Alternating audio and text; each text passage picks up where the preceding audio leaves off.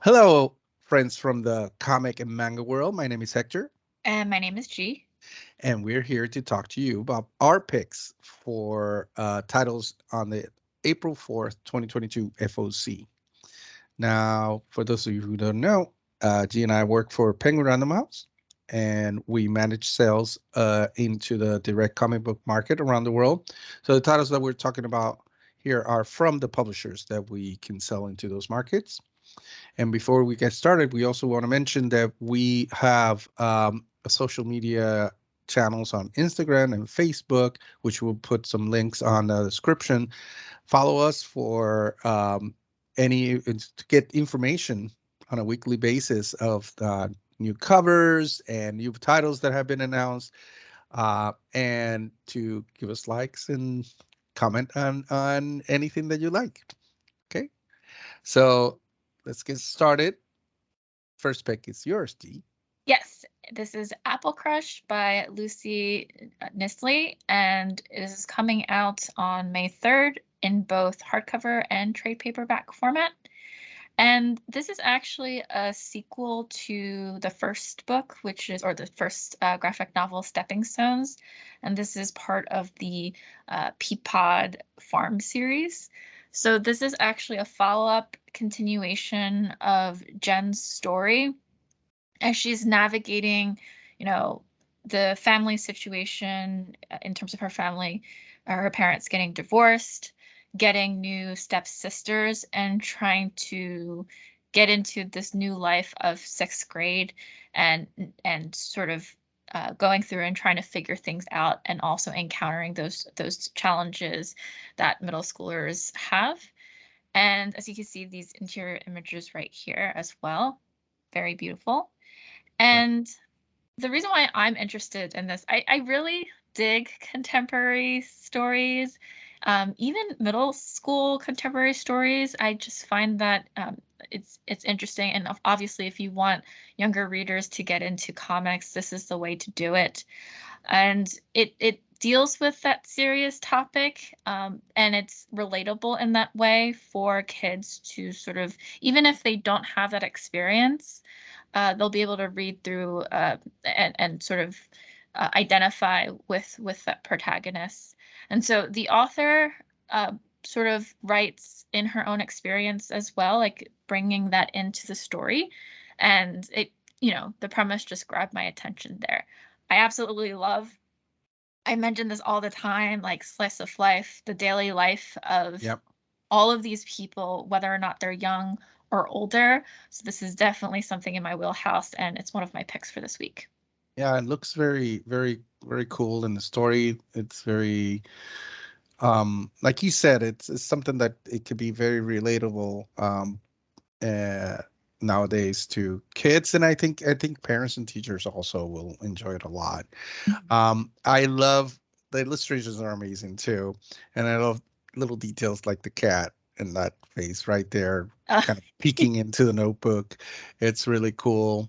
This one, the big wave, and it's not just like we want to make sure that everyone knows it's a big wave on the left, top left corner. So the author writes big wave, really big. And then the faces on this one, especially on the right, on the panels on the right side, are amazing too. So this is a very cool, looks very cool, like a really cool book, and it's something that we definitely recommend. and I think the main protagonist here is some person that you can identify with, because they don't necessarily fit in to Mm, their classmates and what they're interested in.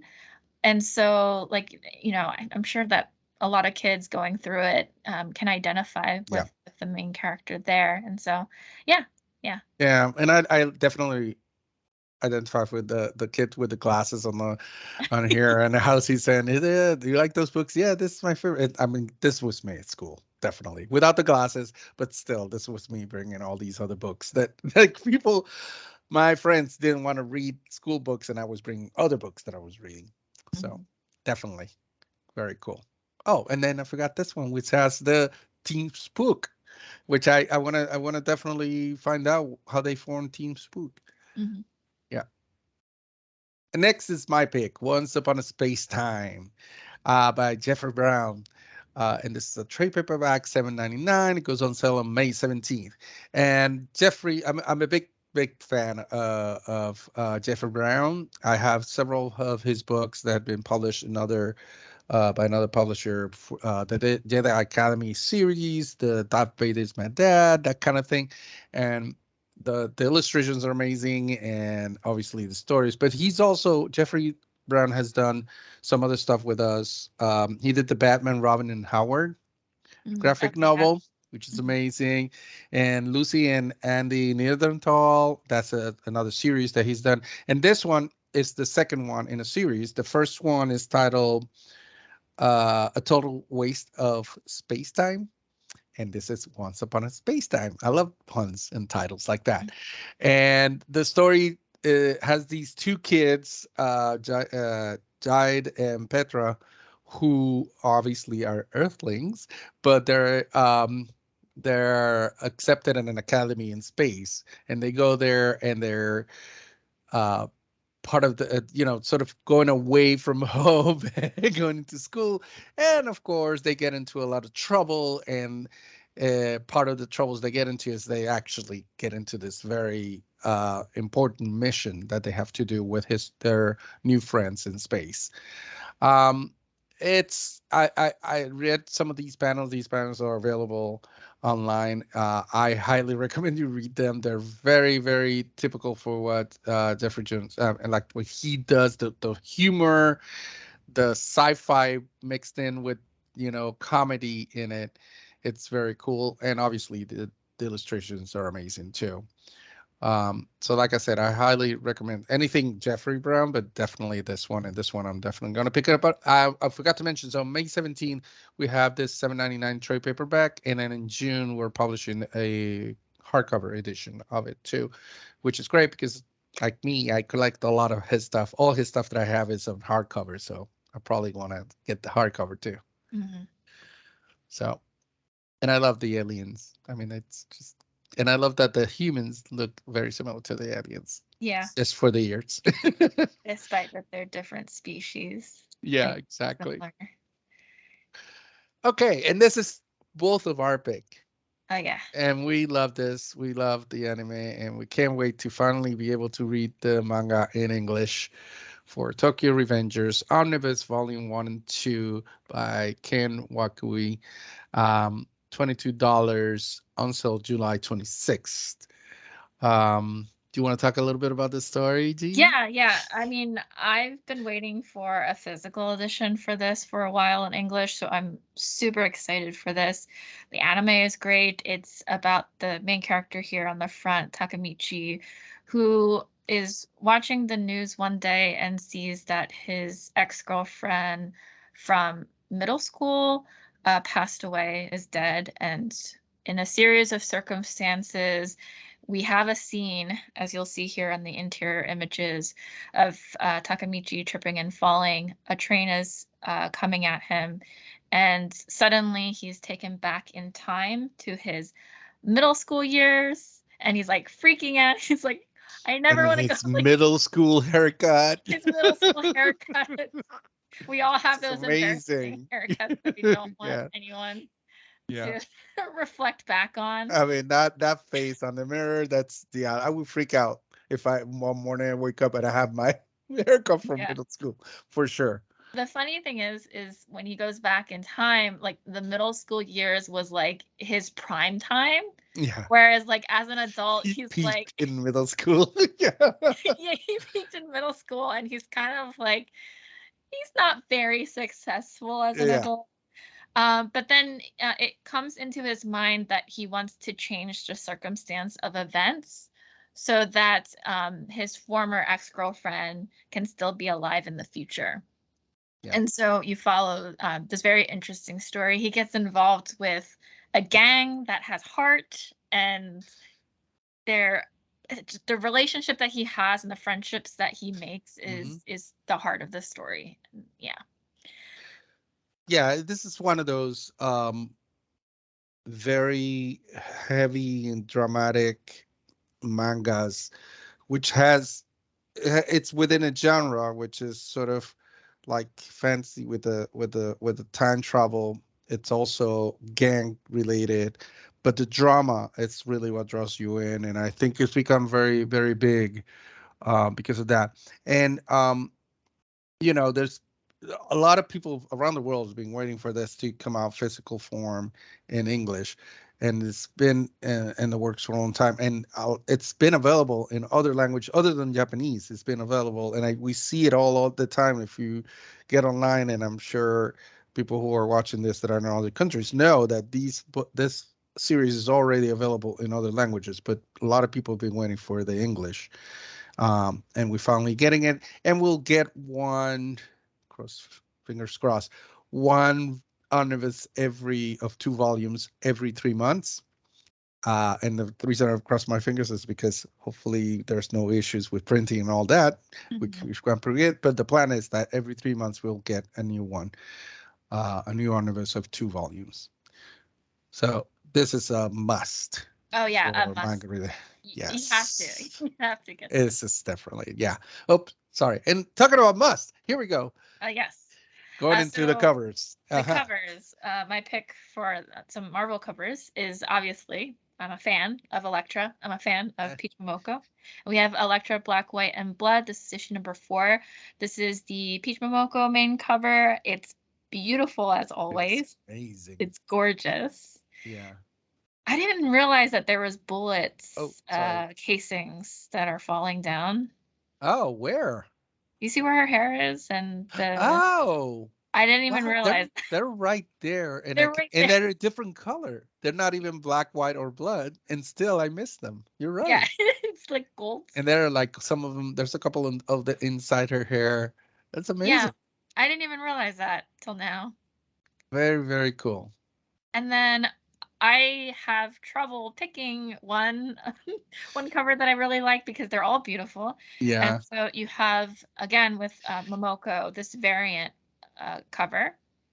yeah, I love the play with the light, right? It's yeah, light yeah. The to dark shadows. to the Yeah, shadow, and and Elektra is standing between the spaces between the yeah. shadow and the light.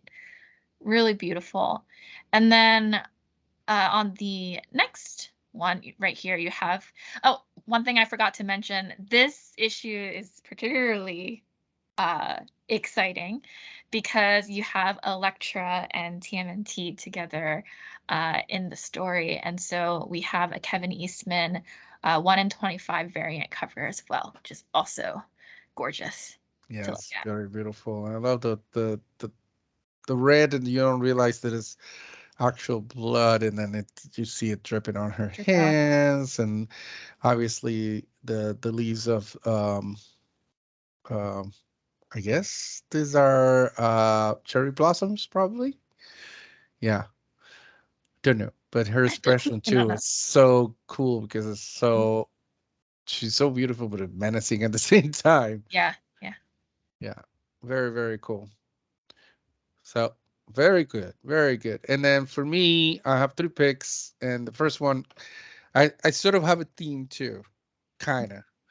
So, but my first one is Alien 12 by Derek Chu, the variant by Derek Chu, which I'm a huge fan of Derek Chu.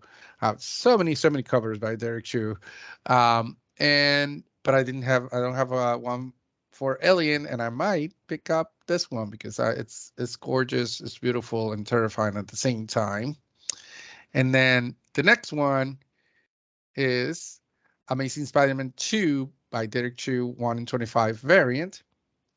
This is such a classic image, such a classic. I mean, you have the Green Goblin in his classic costume, and Spider-Man right there behind him, and but done in a you know Derek Chu style, which it's amazing. And then the next one, then it's connected because this is an Amazing Spider-Man 2 also, but by Nicoletta Valdari. And this is a little bit different. In this variant, it has a black cat dressed up as Spider-Man and swinging from a web, which is so cool. Very, very, very cool. Mhm. I love all these covers. And So these are all our picks for this week, and then we always talk about a little bit of news for this week at the end. And this week we are talking about Peach Momoko, of course, Demon Wars: The Iron Samurai, which is her new series now that she finished the Demon Days series, just finished up. This summer, starting in July, a 4-issue miniseries, and she's going to continue to um, sort of do her version of stories and characters within the Marvel universe, and she writes this story based on the Civil War storyline. And as you can see right there, you have Iron Man as a samurai with the whole uh, you know, I guess a samurai armor, right?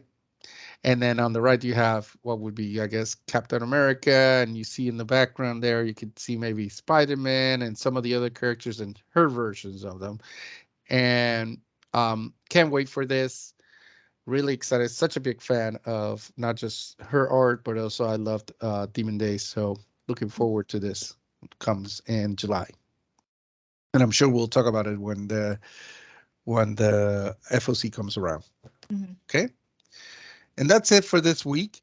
Thank you so much for joining us and watching. I do have to mention that any opinions that G and I have expressed during this video are our own and in no way reflect the opinions of Penguin Random House, its imprints, or its distribution clients.